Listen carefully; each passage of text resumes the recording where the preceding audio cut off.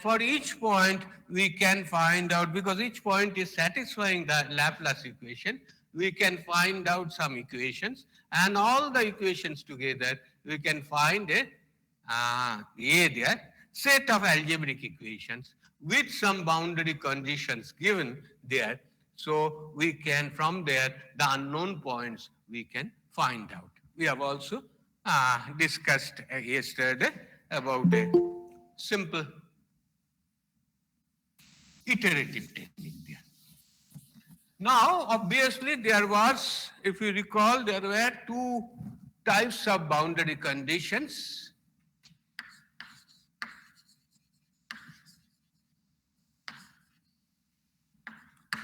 One is Dirichlet and another is Neumann. If the potentials are given on the boundaries, value of the potentials on the boundaries, we call it a Dirichlet condition. If all the, or if the potentials are not given, but del V del N, that means the a vector perpendicular to the surface is given to that one, we call it a Neumann condition. So basically, we wanted to find out, we wanted to say that how to apply incorporation of Neumann boundary condition.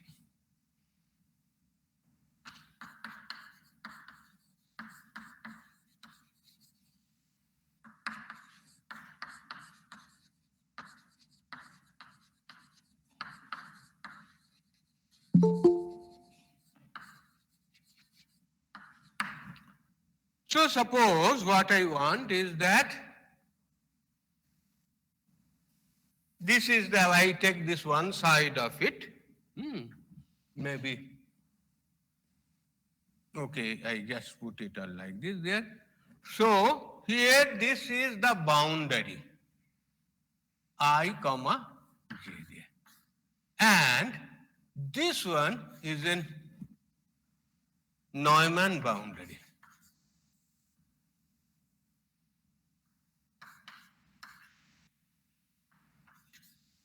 That means this side may be the Dirichlet boundary condition, potential may be divided, this point may be the Dirichlet boundary conditions, but Neumann boundary conditions is on this side. That means suppose some, in our language we say, suppose the two capacitor, two copper plates are there on this side, so that they have the potential defined, and we have given some voltage there, but this side is insulated, and so if the insulator is there, so what will happen?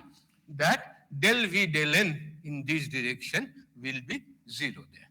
So here it is del V del N, that is on this direction equal to 0 there. So my point is that, say suppose what would be, there may be several points there. What would be the potential? We require the, if we want to find out the midpoint potential, we need to know the what are the outskirts, what are the potentials in the outskirts, particularly the closest adjacent points there. So for that one, what we do is that we need to do some more approximation. So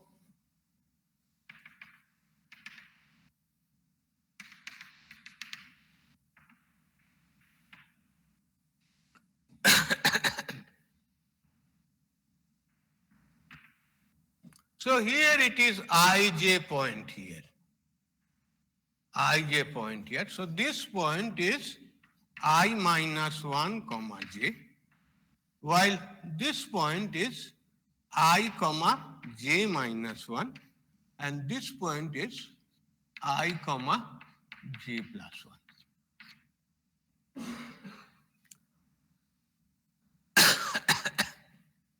Okay. So I want to first of all find out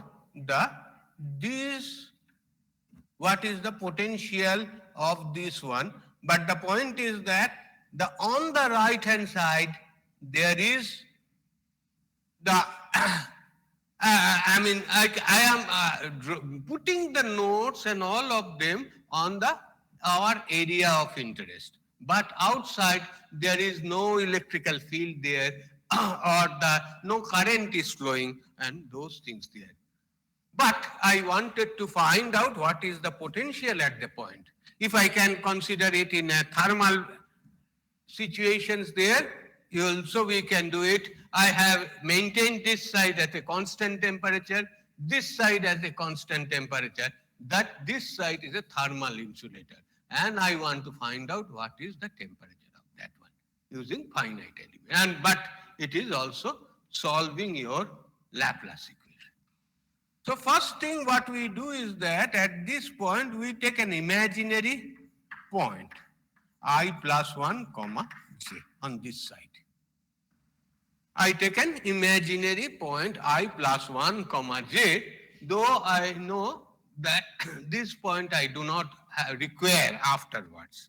But what we do is that we will do some sort of, now we will try to employ this del v dln into by equal to 0, and that one we need to employ there. So if we can say that one, if we just have a 2 points, say suppose u1, u2 and u3. Okay. So what is del u del n? This is your direction n. Or you can say if it is x also, you can say it. Del u del x, I just put it. What is it? Is equal to, I can say, u1 minus u3 divided by 2h. Or du, I can simply write it down, du dx. So this point, suppose what a there, this point is known, this potential is known. I know that what is del u del x is equal to u1 minus u3 divided by 2h. 2h is the discretization area. So we can say is that u1 is equal to 2h into du dx. I put it this as x there, plus of u3. And if you say that if du dx equal to 0, we can assume that u1 is equal to u3. Okay. This is u1 is equal to u3 if there is no potential gradient in this direction. If provided these are very closely shaped, placed mesh there. If it is so, then further we can say that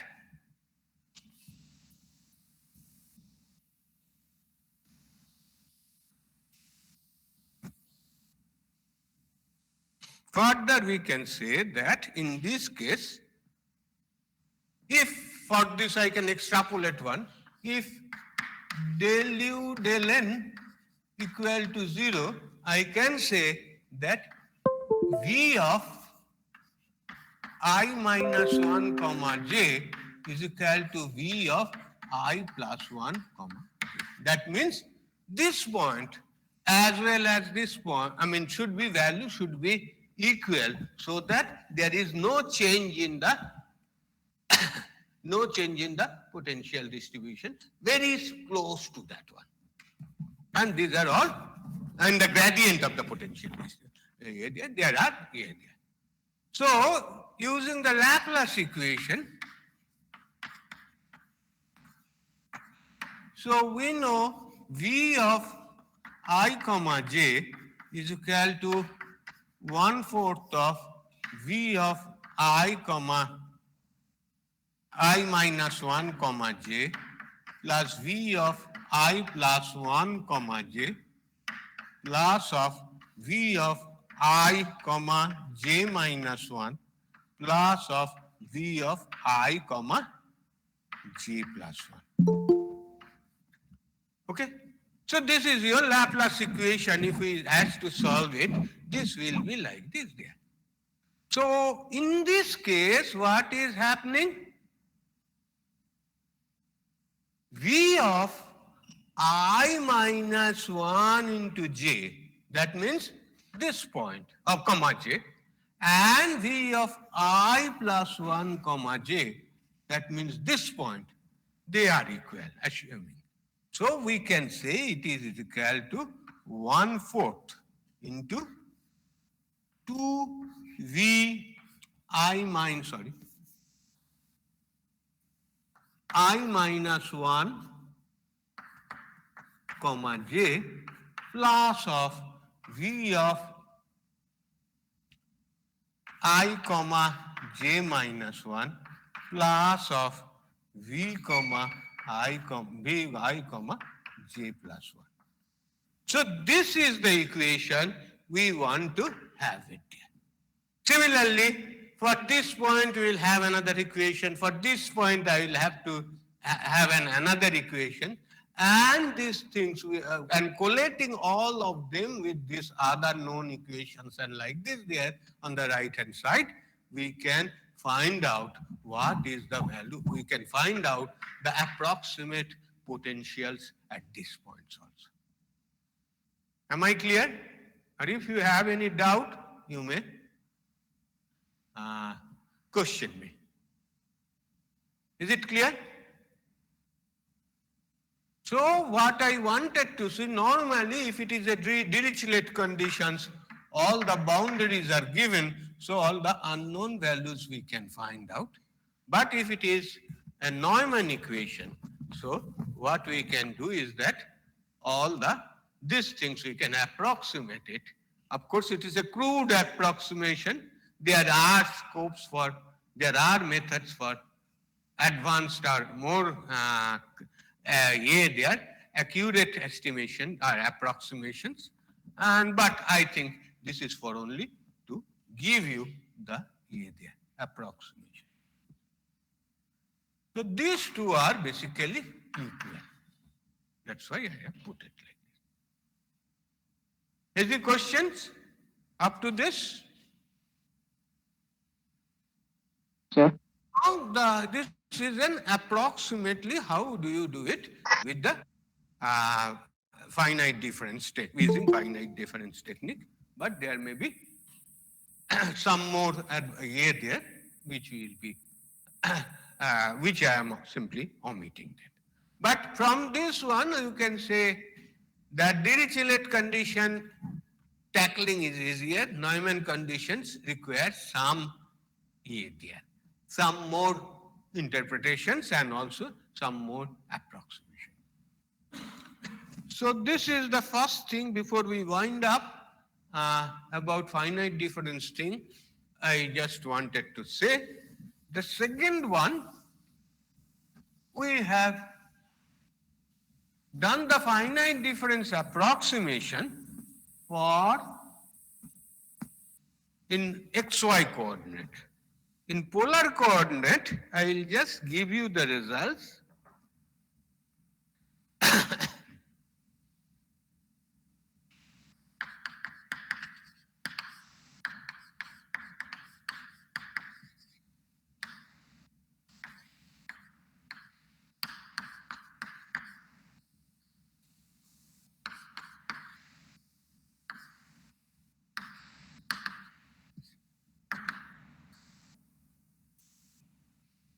So in this case, what will happen in a polar coordinate?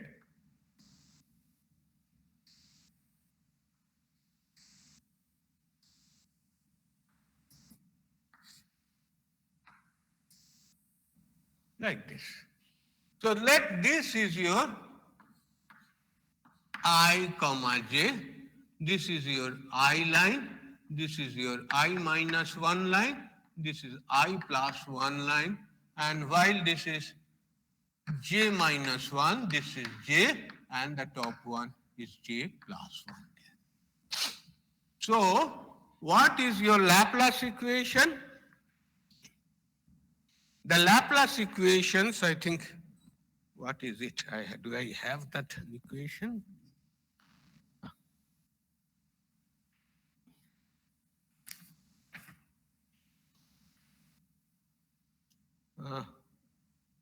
It is basically Please check it, I may be mistaken. 1 by R del R of R del V del R plus 1 by R square into del 2V del phi square is equal to 0.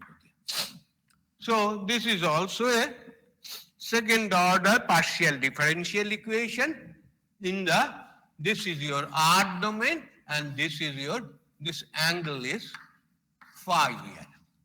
So in terms of R and phi in a polar coordinate, you will get it there. And the finite difference approximation, it is of Laplace equation.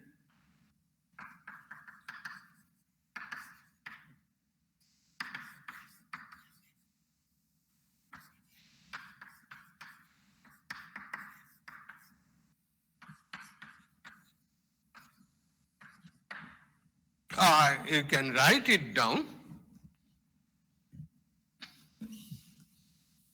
as similar way, only thing is that the constants will go change.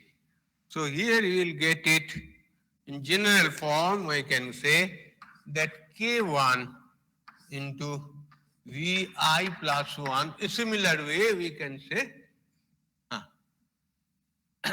Vi plus 1 comma j plus K2 into Vi minus 1 comma j minus, oh sorry, there is a mistake. Please.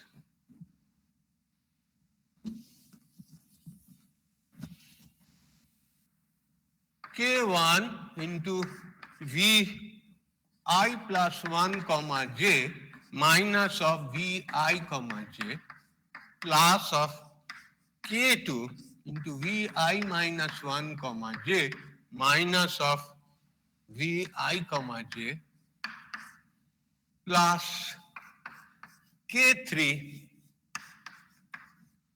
here it is Vi comma j minus 1 minus Vij plus of K4 into Vi comma j plus 1 minus Vij equal to 0. So the sum values of them, in difference of this one on each side into some constants, K1, K2, K3 are constants.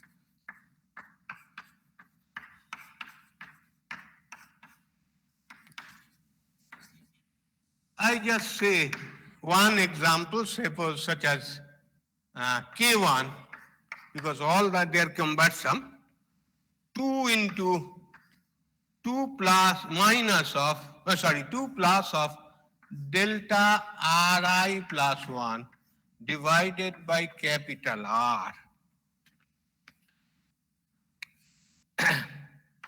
into 1 by delta Ri plus of delta Ri plus 1 into 1 by delta Ri square. Ri. Basically, our delta Ri is the increment there. And these are the basic expressions in this way. You can go. And similarly, K2, K3, etc. will go. And there would be some phi terms there also there. So K3, I just put it like this. K3 is equal to 1 by delta phi j into R square into 2 divided by delta phi j plus of delta phi j plus 1 in this way. But it is immaterial. So K2, K3, K4, these are all values like this there. So we can find out and we can set these equations for the polar coordinate also. Now we come back to the problem we had initially envisaged. We thought we'll solve it. We'll come back to that one and see that how can we do that, make the solutions in a practical area. What was there? We had a problem of two-phase flow. Of course, right now we are considering the velocity is almost zero and insignificant.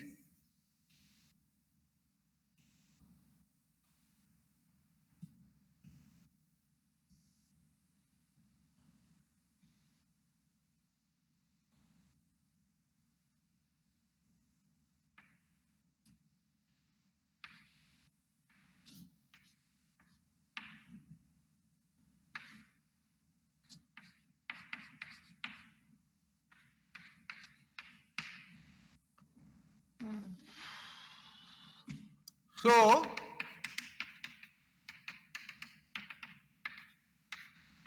I want to find out the void fraction.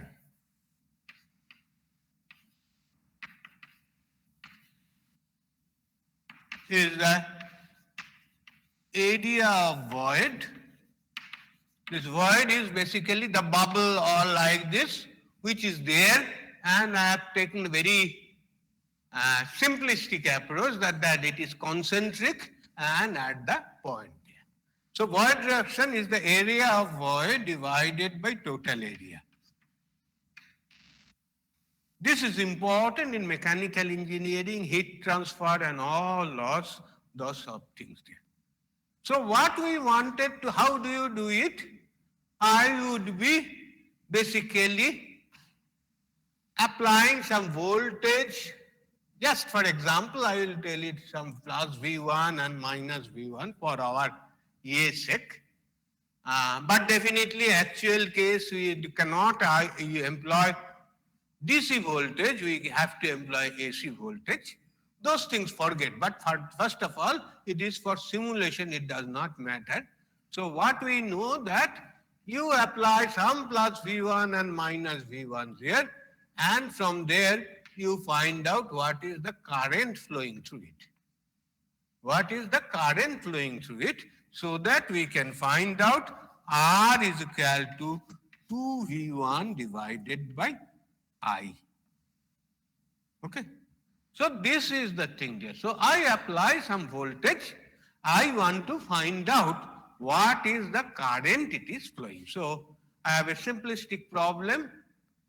And from that one, we possibly try to find out what is the film thickness or the water. So this is your liquid and this is your air there. So depending upon with the film thickness or the water diameter or the thickness, this will be the resistance will change, and from there I can do the thing. So we had done some part of it already, that we had segmented 1/4 of it, of the circle there.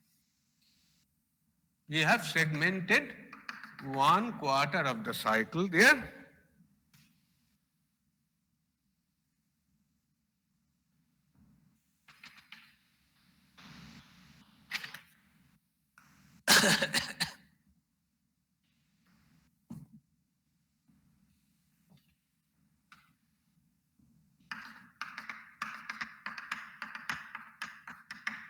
We just put it A, B, C, D, E, and A. This is a closed contour, two-dimensional contour. We have put it there. And we have already decided what are the boundary, we have already found out what are the boundary conditions. So what are the boundary conditions? We said that AB is equal to 0, because this is a potential V plus V1, this is a potential minus V1. So if it is symmetric, everything is symmetric, this position, the AB voltage, VAB, is equal to 0 there.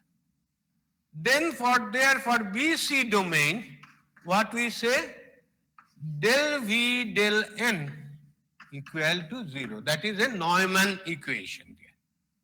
Then we said for CD, we have said that VCD is equal to plus V1 there.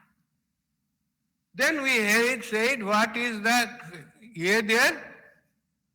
D length, there we have said is del V del phi. That is, if it is changes by phi in this direction, this is equal to 0.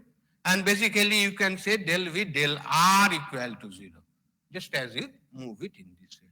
And similarly, we had come that EA, for this case, it is basically the same thing, del V del R equal to 0, because no current is flowing this way.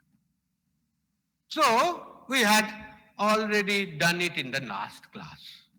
So in that case, first of all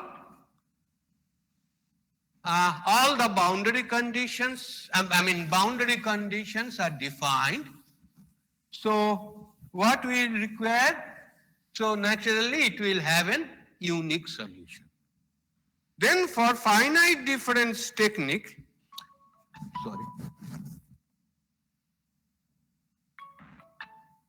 আমি ক্লাসে আছি, পরে কথা বলবো। So the finite difference technique, if we employ it, so you can divide into several, and this one also. And so meshes are there. So all the points you can find out, we can write the equations of the, for each corresponding to each point there, and we get a set of equations, and at the boundaries some values are already known. Say this is V1, this is 0, and like this there. Then what are the steps? But our job is to find out the current here. And I am assuming it's a long tube, so that I am just taking only 2-dimensional one. So steps what we require. Number 1, solve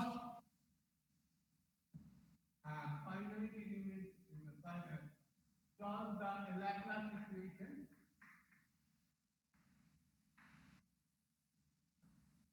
with finite difference method and obtain the eigenvalue for all. So we know that it is uniquely determined. It is uniquely determined. Can you hear me? Hello? Sir, your voice is very low. Right now? Same, sir. Actually, just a minute.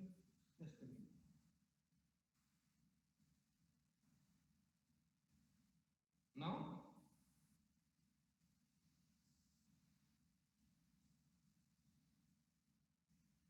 Is it okay?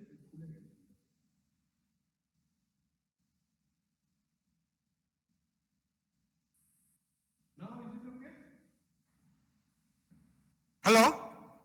Yes, sir. Now it is okay. Yes, sir. Now it is. Okay, sorry, actually the battery went out. Actually. Fine. So up to this, is it clear? So we want to solve the finite difference take method and obtain potentials at different points there.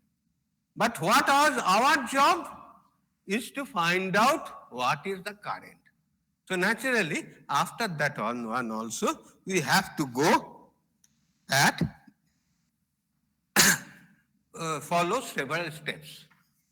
So if we know the potentials at each and every point here, so these points where you do not have, okay, all the points there, particularly the boundary.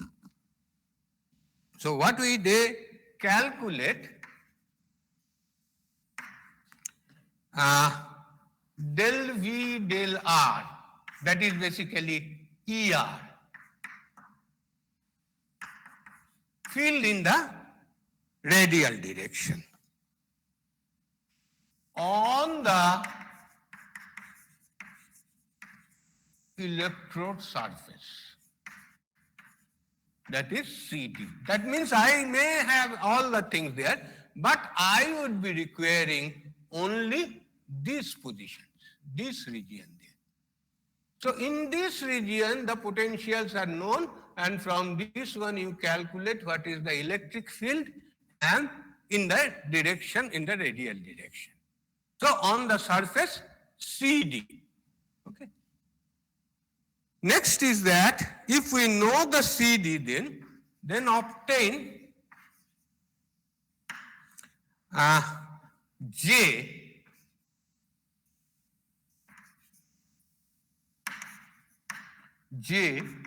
as J is equal to sigma into E at each point.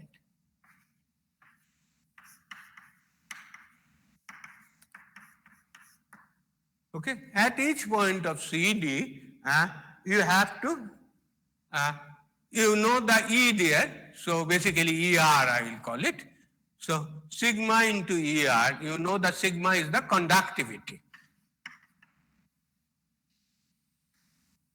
So the call the A are there, points are, electric field is known.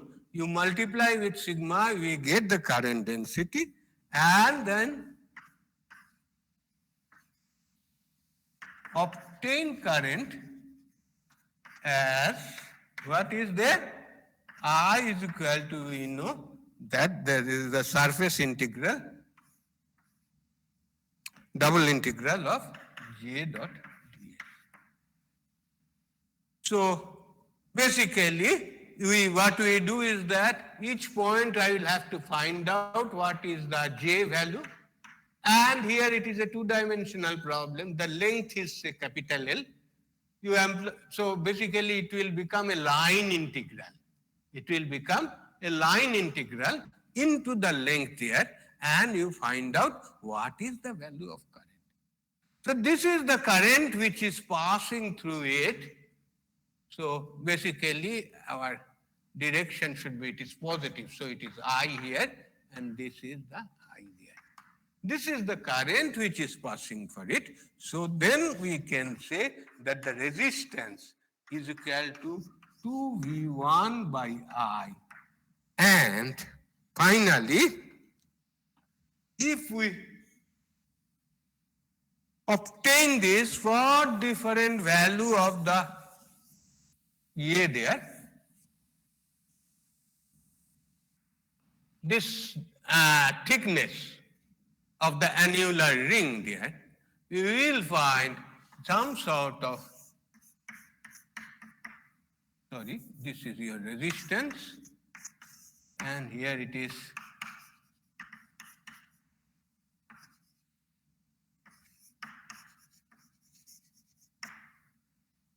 of, or rather annular ring.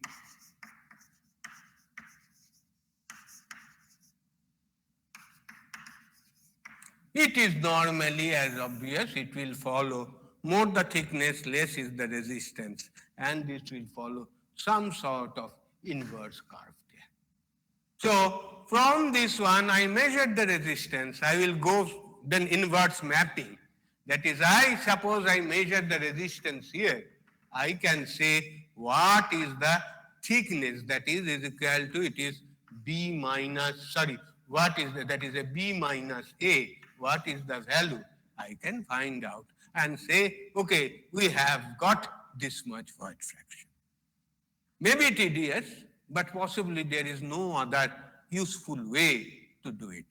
And naturally, for this sort of things, the accuracy is also low. If we are getting 10% accuracy, you can say, okay, it is good enough for mechanical systems.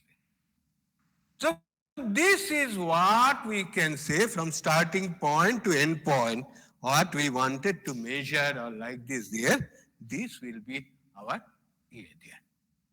Okay. the way we can do it by the finite difference method. Obviously, other things are similar. If we employ finite element method, the only difference is that the approach for solving the Laplace equation is different, and in fact, the finite element method is rather more powerful than the finite difference method there, which we will be able to explain afterwards there, just now there. So now quickly we'll switch over from FDM to FEM, that is a finite element method. As I told, often we will find you are using FEM software without understanding. It will give you some nice result and very nice plots also, multicolored plots also there. But many of the things we may not be able to interpret the results, or whether the results are correct or not, you are not being able to justify. Or it may be that it is asking for many options. Maybe you require some special option there, not the default one. So we are not in a position to say what options you need to give like this there. So naturally, a brief, as I have given you a brief outline of the finite difference method, next time I would be also giving the brief outline of the finite element method also there. Okay. So we would be going to that finite element method shortly. And before that, do you have any questions up to this one?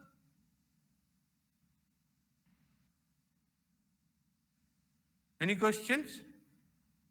This actually, as I told, that these things you can finite difference method, you can see in Griffith's, the Ida's book nicely. So many examples have been done, and many other books also. And the basics of this electrostatics you may find in Griffith or Hyatt or Ida's book like this.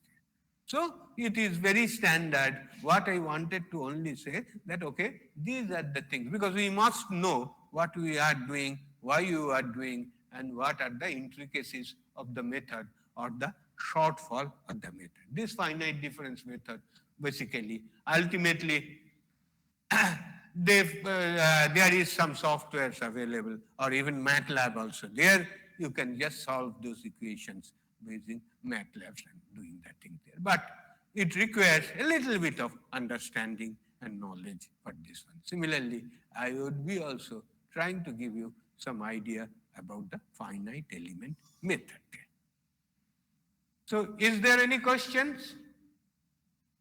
If it is not, I will be moving to the next topic. Of course, I don't know whether I will be able to cover a start here. But what I wanted to say that finite difference method is basically discretizing a partial differential equation there. And it is basically a discrete, from the continuous domain, we go to the discrete domain, and for solving a fraction, discretize a partial differential equation. On the other hand, the finite element method, the approach which is more popular, you will find in aerospace, in mechanics, in civil and water. So all the fluid mechanics, everywhere they employ, rather they prefer the finite element method, because finite element method is more elegant and faster also possibly. But the point is, yes? Anybody? Sir, yesterday you gave an assignment of 10 volt, 0 volt, 10 volt and 0 volt. So in that there are 4 into 4 grid, right? There are? In between there was a 4 cross 4 grid for the 2D geometry. Yes, sir. In that, which method should I follow? The iterative method or anything else? That is up to you. I am not bothered. I want that whether you have been able to solve it. So because in iterative method, if I use the property of symmetry, I am getting the convergence at first iteration only. Very good. Very good. Okay. Ah. In fact, Okay. possibly you can see the book by Ida or Height. Possibly I have taken the example from there itself. You can see. Ah. That Okay, is sir. not an area. Any other question? Okay, I will just conclude this one because I cannot start FEM technique right now. But I wanted to say that FEM technique, philosophy of FEM technique, it's slightly different. It says basically you must have also come across this one. It says the nature follows the minimum energy principle. You know there that everywhere the nature follows a minimum energy principle. The total energy conserved is always the minimum, and that is a nature area. That can be found in our electrical circuits also, mechanics and all other things. So finite element method, on the other hand, tries to calculate or estimate what is the value of the energy there. So stored in that domain that we call it a WE, that is an electrical energy. Maybe some mechanical is there, but I am not bothered there about the mechanical. So it is the WE, I just put it as electrical energy. So this energy should be always be minimum. This energy, so on other hand, we can say it like this, the in between the space, the potentials will be distributed in such a manner that the total energy in between these 2 points should be always conserved, should be always be minimum. So that is what we have it like this there, or we can say delta of WE is equal to 0. That is what we call it. It's a minimum energy principle there. It is called a minimum energy principle.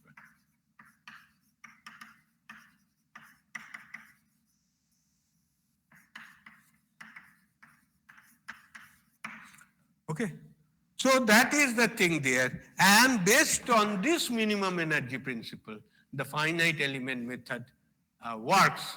And that's why it requires less A also, dimension compared to FDM and like this there. And it is much more rugged compared to the FDM here.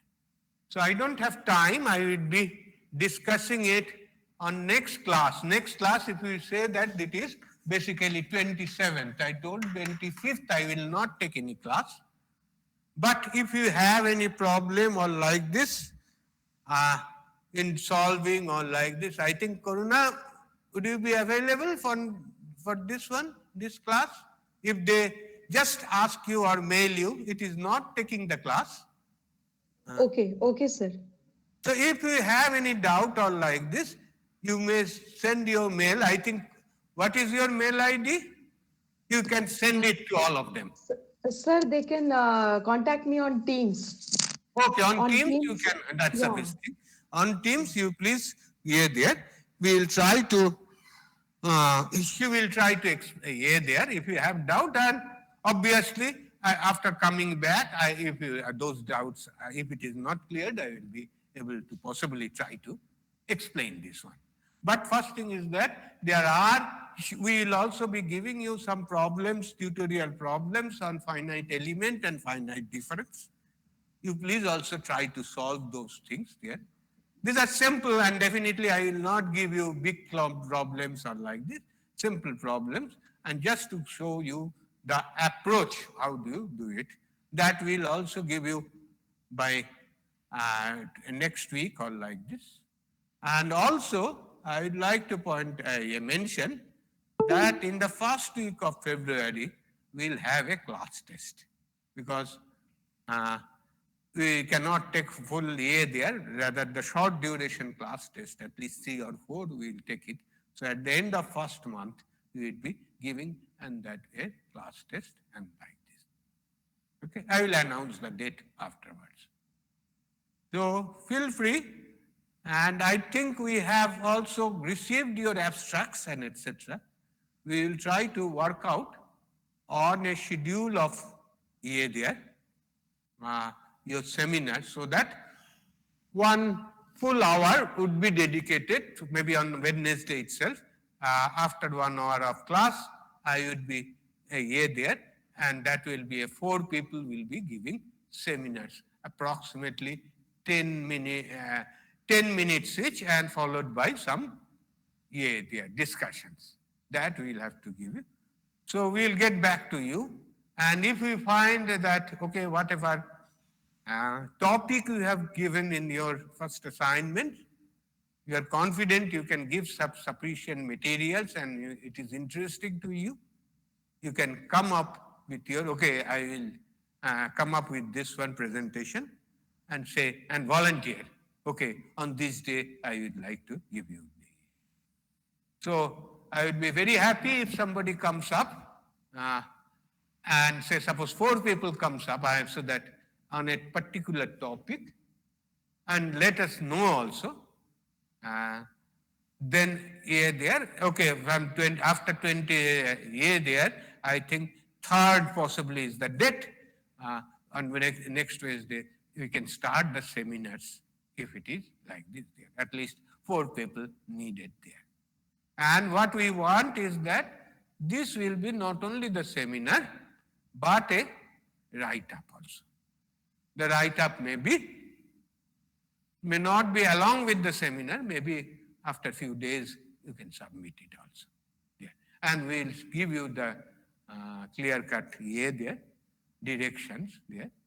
So that basic objective is that, okay, I learned a new topic, so you have not learned it, so I would like to introduce this topic there, and what are the challenges, what are the advantages, and like this. And what are the, and that is the thing there, intricacies involved there. Okay? Any other questions? Otherwise, we'll stop here. Thank you.